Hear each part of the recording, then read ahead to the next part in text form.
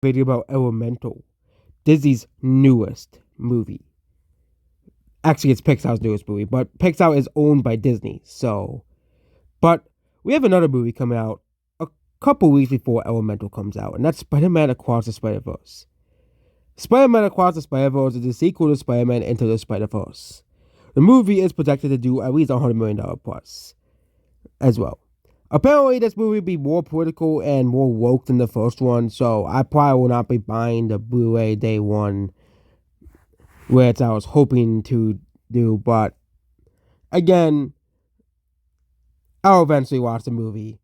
Don't worry about that. But Spider-Man Across the Spider-Verse sales trends with many other more successful animated movies recently.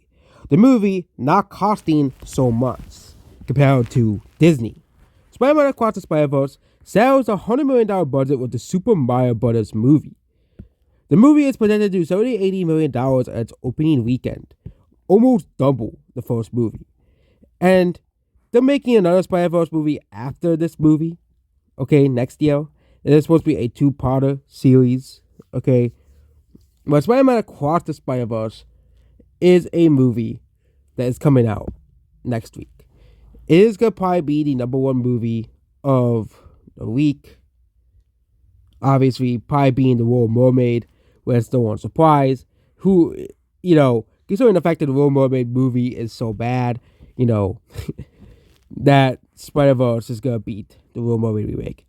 And we did talk about The Little Mermaid scores on IMDb and how fishy they are. But why is this movie going to make a lot of money but Elemental, Turning Red, White Yell, and Strange World does big box office bombs?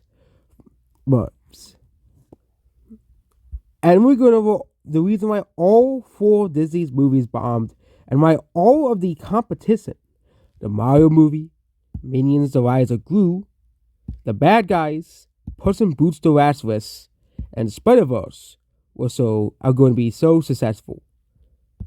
So we're going over Pixar's movies first. So we made a whole video about Elemental, but we haven't gone to why no one is interested in it. It just looks generic. Despite them spending $200 million on this movie, Elemental looks pretty generic. It doesn't look like a movie that, looks interesting. The story is basically just like Romeo and Juliet over again. And yes, people do like that storyline that has been used so many times. But come on, Pixar. You're supposed to be the company of originality, not the company of copiers. And the art style looks pretty bland as well. It looks just, ugh. And this movie just overall just doesn't look like a movie I want to watch. It's just that simple. I don't want to watch Elemental. This movie looks dumb. It looks strange. It looks like a movie that I don't want to watch. Okay? And I made a video back in the day why Elemental will flop. That video actually got a decent amount of views, surprisingly. It's just this movie looks generic. This doesn't look like a Pixar quality movie. It's basically what I've been saying the whole time. And that's about Elemental. We made a whole video, like 4 or 5 videos, why Elemental will flop and fail. Now let's go to Turning Red. Why did Turning Red fail so much? Despite every YouTube critic and every, film critic saying how great Turning Red was. One is that Turning Red was just a mediocre movie. We ranked every Pixar movie, and Turning Red was near the bottom, with Cars 2, Cars 3, and White Yell being the absolute worst. Which we'll get to White Yell in a moment. But Turning Red, most of the people just think the movie is mediocre. People don't really think that Turning Red isn't anything special. And really, the whole plot of Turning Red is some girls wanting to see a boy band. And basically, Mayron Reed's parent doesn't want her to see the boy band because of the panda. And they want to try to get rid of the panda, basically. Yeah, that's the whole plot of Turning Red. It's just stupid. Again, young kids will love this movie. But even, the Gen Z audience on TikTok doesn't like Turning Red. You screwed up if Gen Z people on TikTok don't like Turning Red. Next, we have White Yell. White Yell was just unnecessary. Who wanted this?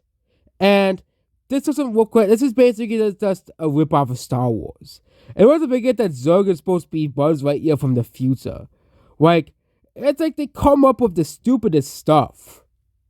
And now, Strange World, the last Disney movie on the list. And it's funny, they basically said, but it's Santo. This movie was made by the people who made it Santo.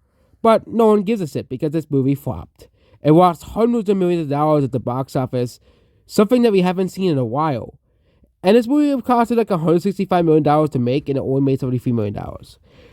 This is basically like the last of Disney's realistic movies, because it seems that Risk they're looking to like a more Spider-Verse art style, probably because they know that people are sick of this as well. Disney didn't really advertise this movie either, which didn't really help this movie as well. It just looked like a bland and uninteresting movie, just like Elemental. This movie looked bland and uninteresting. Unlike Strange World, at least Pixar has a following, and at least those people will be down to see Elemental day one. Now let's go over the other animation. Why was the Mario movie Minions: The Rise of Gru, The Bad Guys, Puss in Boots: The Last Twist, and Rise of Spider-Verse so successful? Why is Disney and Pixar's competition destroying them at the box office? First, it's the Super Mario movie. Well, duh. It's the Mario movie. Done. Minions: The Rise of Gru.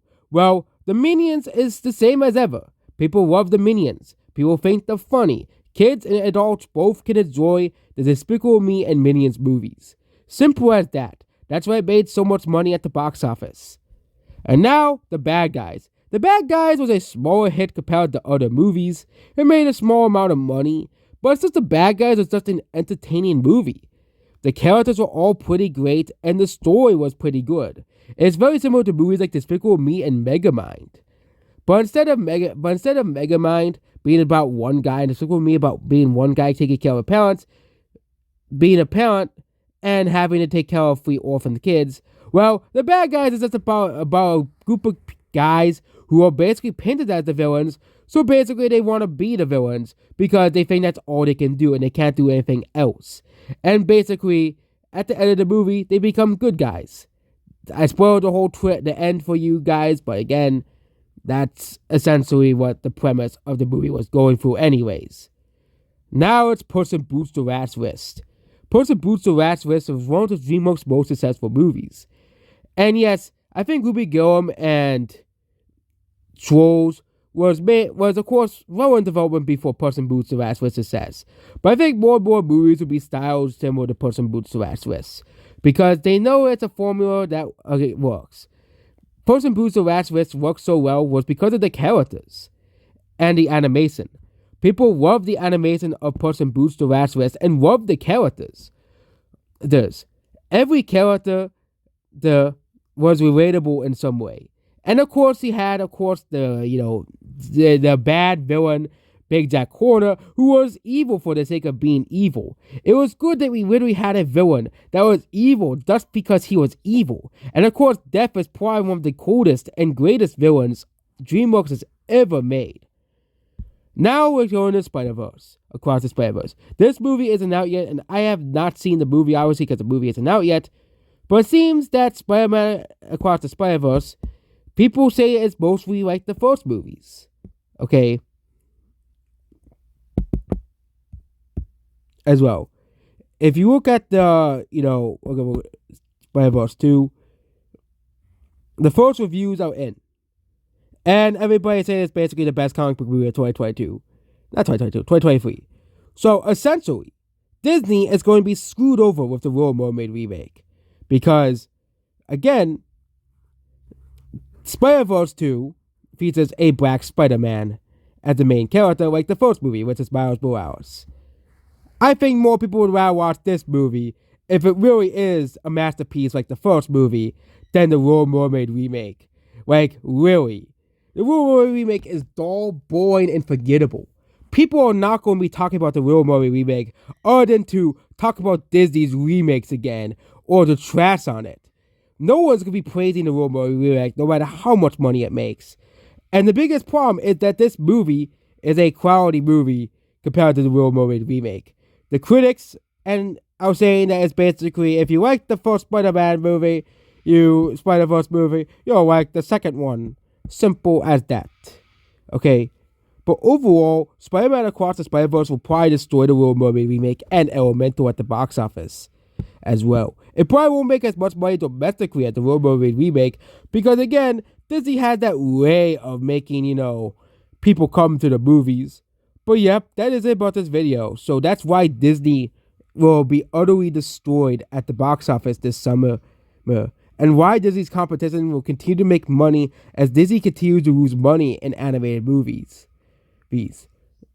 Goodbye.